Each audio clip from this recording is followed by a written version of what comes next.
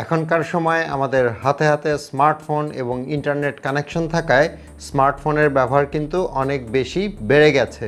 অনেককেই কাজের প্রয়োজনে স্মার্টফোনটা সারাদিন ব্যবহার করতে হয়, কিন্তু বেশিরভাগ মানুষ আমরা দেখা যায় যে গেমস খেলি কিংবা ফেসবুকিং করি, ইউটিউবে ভিডিও দেখি, এসব করেই দিন পার করে দেই।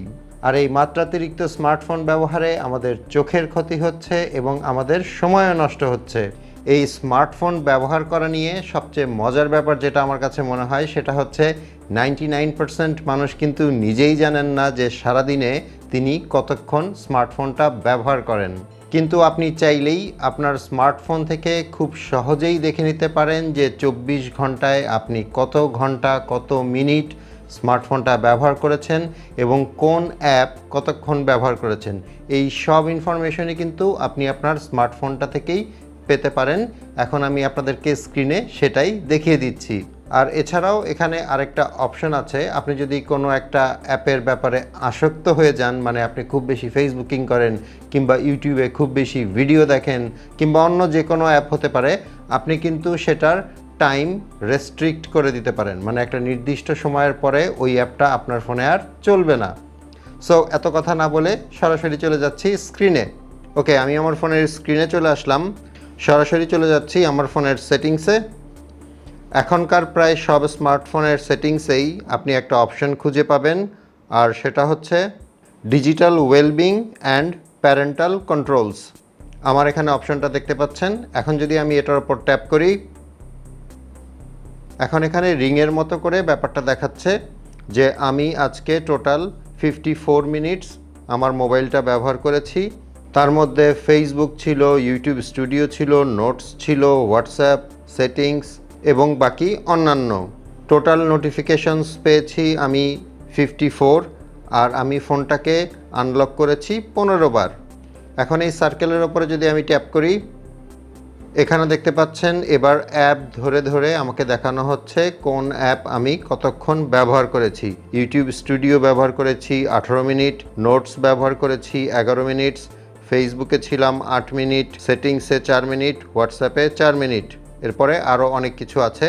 সো এই অপশনটা থেকে কিন্তু খুব সহজেই দেখে নেওয়া যাচ্ছে যে আমি কতক্ষণ আজকে ফোনটা ব্যবহার করেছি এবং কি কি অ্যাপ কতক্ষণ চালিয়েছি। এখন এখানে আরেকটা ইন্টারেস্টিং ফিচার যেটা আছে সেটা হচ্ছে আপনি কিন্তু চাইলে যে কোনো একটা অ্যাপের টাইম লিমিট সেট করে নিতে পারেন, মানে ওই লিমিট ক্রস করে গেলে ওই অ্যাপটা আপনি আর চালাতে পারবেন না।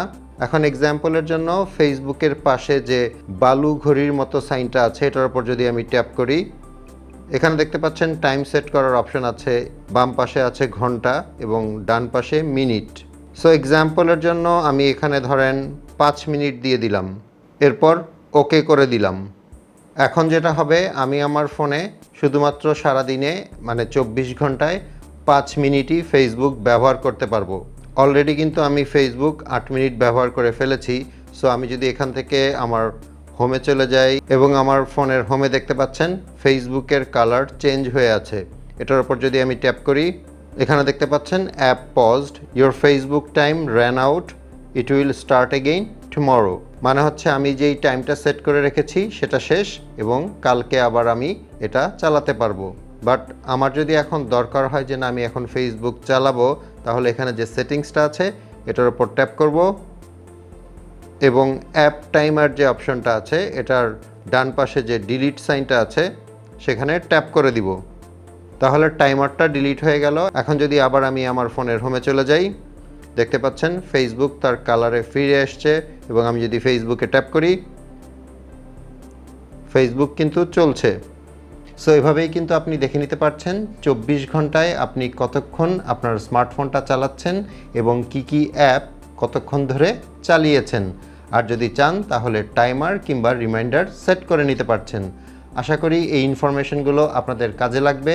ভিডিওটা ভালো লেগে থাকলে একটা লাইক করে দিবেন। আপনাদের সাথে আমার দেখা হবে পরের ভিডিওতে ইনশাআল্লাহ। সে পর্যন্ত সবাই ভালো থাকবেন। আসসালামু আলাইকুম।